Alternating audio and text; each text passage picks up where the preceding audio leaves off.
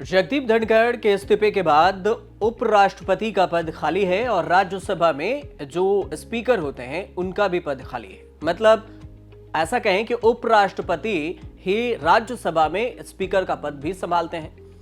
लेकिन इस बीच में जो चुनाव होने के लिए चुनाव आयोग ने तारीखों का ऐलान तो कर दिया है, लेकिन सवाल कुछ है। सवाल ये उठ रहे हैं कि संख्या बल किसका ज्यादा है। सबसे पहले आपको संख्या बल के हिसाब से बताएंगे कि इसमें जो वोटिंग करते हैं वो ऐसा नहीं होता कि जैसे आप विधानसभा या लोकसभा में हैं कि लोग इसमें वोटिंग करने चले जाते हैं। इसमें जो राज्यसभा में और खासकर उपराष्ट्रपति का जो चुनाव होता है, उपराष्ट्रपति की जो वोटिंग होती है उसमें सांसद हिस्सा लेते हैं। ये लोकसभा और राज्यसभा के ही सांसद होते हैं और दोनों मिलकर यह निर्णय लेते हैं, मतलब वोटिंग के जरिए, कि कौन उपराष्ट्रपति बनेगा। जो नॉमिनेशन करता है सत्ता पक्ष से, वो अगर बहुमत सत्ता पक्ष को है तो, और अगर विपक्ष को है तो हो सकता है ऐसा भी समीकरण बनता है कि अगर सत्ता पक्ष के कुछ सांसद अगर विपक्ष के सपोर्ट में हो और विपक्ष का कोई उम्मीदवार भी खड़ा हो तो हो सकता है कि वोटिंग में अगर उलटफेर हो तो विपक्ष के भी कोई उम्मीदवार जीत जाए। लेकिन अमूमन ऐसा हुआ नहीं है और होने के चांस भी कम ही होता है। लेकिन हम संख्या बल से समझेंगे कि ये सबसे ज्यादा एनडीए और इंडिया, इन दोनों में से संख्या बल किसकी ज्यादा मजबूत है। मतलब राज्यसभा और लोकसभा में से दोनों के पास कितनी संख्याएं हैं, कितने सांसद हैं और कितने पर इसमें बहुमत मिलेगी और जीतेगा कौन। इसलिए हमने एक ग्राफिक के जरिए आपके लिए लेकर आया है, डेटा लेकर आए हैं, ताकि आप आसानी से इसे समझ सके। पूरी बात एक एक कर समझेंगे और आप ध्यान से इसे समझिएगा, कोशिश कीजिएगा, आपको जरूर समझ में आ जाएगी। लेकिन इससे पहले आपको बता दें कि चुनाव आयोग ने जो चुनाव के तारीखों का ऐलान अभी किया है कि उपराष्ट्रपति के हम चुनाव कराएंगे, उसमें जैसे जो तारीख है वो 9 सितंबर को यहां पर चुनाव होना है। और ये जो गैजेट जारी किया गया है उसमें ये कहा गया है कि नॉमिनेशन फाइल करने की जो अंतिम तारीख है 21 अगस्त है 2025। अगर आप चाहें तो 25 अगस्त तक अपना नॉमिनेशन वापस ले सकते हैं। सत्ता पक्ष की तरफ से भी इसमें नॉमिनेट होंगे अब उम्मीदवार। लेकिन अब सवाल यह है कि इसमें संख्या कितना है, किसका ज्यादा है और किसका कम है। तो चलिए इससे सीधे समझते हैं। सबसे पहले समझते हैं कि लोकसभा और राज्यसभा का जो समीकरण है वो क्या कुछ कह रहा है। तो आसान से अगर समझें तो आप देखेंगे कि राज्यसभा में जो चुने हुए सदस्य हैं वो अभी 233 हैं।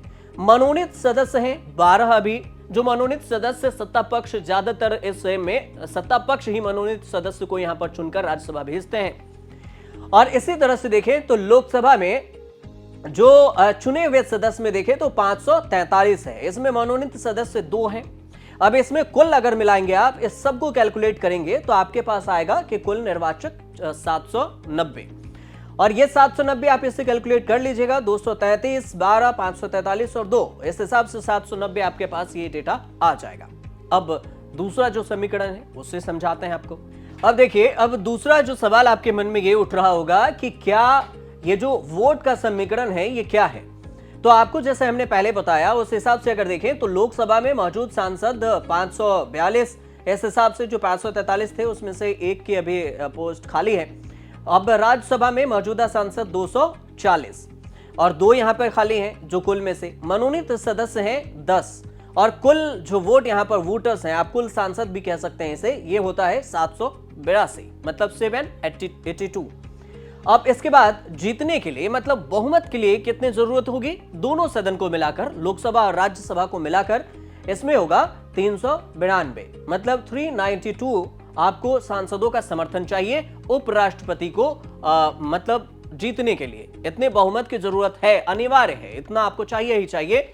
वो दोनों से मिलकर, एनडीए और इंडिया दोनों के सदस्यों को मिलाकर और दोनों के सांसदों को मिलाकर इतनी बहुमत की जरूरत होती है और तभी आप जीत सकते हैं। ये तो आपने आसानी से ये भी समझ गया होगा कि आपको लोकसभा और राज्यसभा में ये अभी का जो समीकरण है वो बन रहा है। अब दूसरी भी बात समझिए कि राज्यसभा का समीकरण अलग से।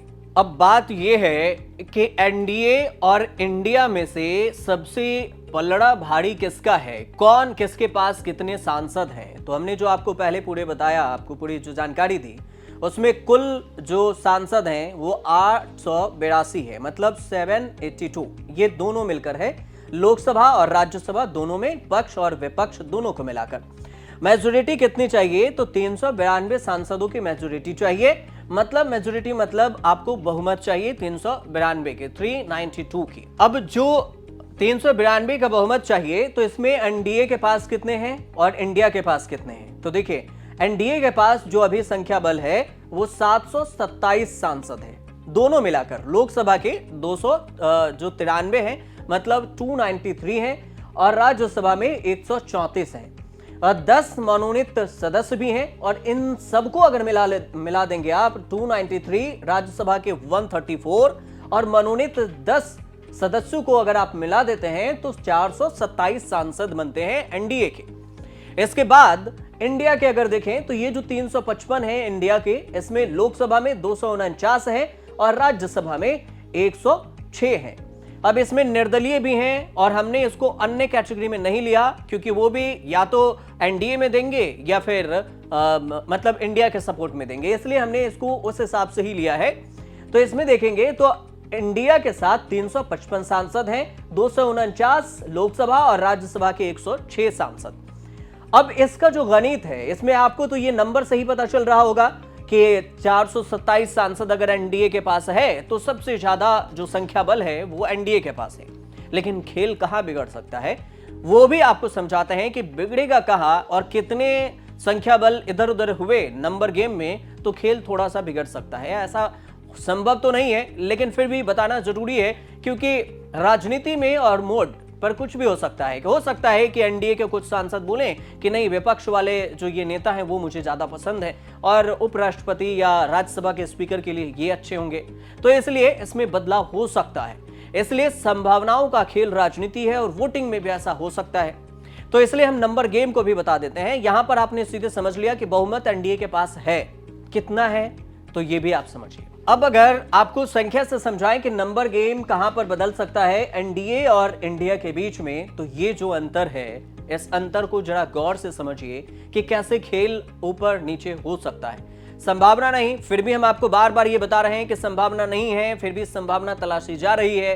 तो ये जो संख्या बल है, एनडीए के पास 427 मनोनीत हो गए 10, तो इस हिसाब से 437 हो जाएंगे इनके पास, एनडीए के पास।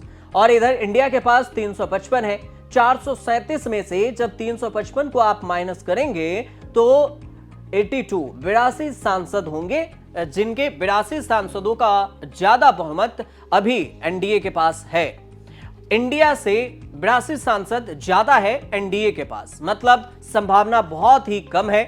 लेकिन फिर भी अगर इंडिया को ऐसा लगता है, इंडिया गठबंधन को, कि वो राज्यसभा का चुनाव, उपराष्ट्रपति का चुनाव अपने उम्मीदवार को उतारकर जीत सकता है, तो उसके लिए उसे 82 मतलब 82 सांसदों का समर्थन चाहिए होगा एक्स्ट्रा, जो अभी 355 है उसके सिवाय।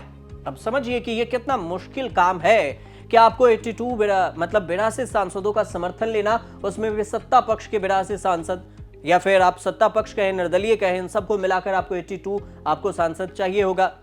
तो ऐसा भी हो सकता है, और अगर ऐसा भी हो सकता है इसमें से घटा दिया जाए तो ये जो आपको 437 है, इसमें 392 है, तो इसको 392 पुराना होगा 355 में। 355 में अगर आप 92 सीट ले आते हैं तो बहुमत आपकी हो जाएगी। तो ये पूरा जो नंबर गेम है, जो खेल है, वो हमने आपको बताया है ना। अब बात ये करते हैं कि यहां पर जो वोटिंग के जो सिस्टम है वो किस हिसाब से होगा। तो यहां पर आपको दो चीजें समझनी होगी।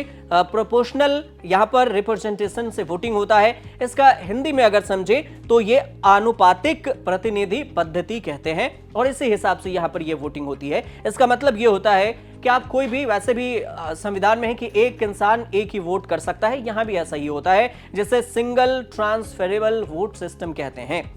तो ये होगा वोटिंग का। अब बात यह भी है कि अगर अपनी पसंदीदा के अनुसार से जो सबसे ज्यादा आप कौन से वोट को, मतलब कौन से उम्मीदवार को पसंद करते हैं, आपके पास एक बैलेट बॉक्स दिया जाएगा लेटर टाइप का, उसमें लिखा होगा नाम 1 2 3 4 पर। आपको उसमें से नाम पर टिक लगानी होगी कि हम ए वाले को पहले ज्यादा चाहते हैं, बी वाले को उससे कम, सी वाले को इतना। फिर जाके इसमें नंबरिंग किया जाएगा और बैलेट पेपर से यहां पर चुनाव होता है। बैलेट पेपर से आप टिक लगाइए, फिर जाके एक बॉक्स होगा उसमें गिराइए और फिर इसकी काउंटिंग होगी, और जिससे ज्यादा बहुमत मिलेगा, मतलब 392 के करीब में, वो उपराष्ट्रपति का चुनाव आसानी से जीत जाएगा। अंत में एक लाइन ये भी समझ लीजिए कि ये उपराष्ट्रपति के चुनाव लड़ने के लिए क्या क्या जरूरी होता है। तो सबसे पहले तो ये जानते ही हैं कि भारत के नागरिक तो होने चाहिए। इसके साथ साथ आपको 20 संसद सदस्यों को प्रस्तावक बनाना पड़ता है। कम से कम 20 संसद के सदस्य का समर्थन होना चाहिए आपके पास। इसके अलावा 15,000 रुपए आपसे जमा किए जाते हैं अगर आप उपराष्ट्रपति का चुनाव लड़ते हैं तो। और उसके बाद ये जो राशि है जमा होती है नामांकन अधिकारी के पास, मतलब चुनाव आयोग के पास, और फिर आप अपना इसमें नॉमिनेशन फाइल कर सकते हैं और फिर राज्यसभा और लोकसभा में वोटिंग होगी और इस तरह से आप जीत जाएंगे। उम्मीद करते हैं कि हमने जो आपको ये समझाया है नंबर गेम उपराष्ट्रपति को लेकर, ये आपको आसानी से समझ में आ गया हो। और अगर आया हो तो हमारे चैनल से जुड़िए, सब्सक्राइब कीजिए, शेयर कीजिए, कमेंट कीजिए और देखते रहिए न्यूज़ तक।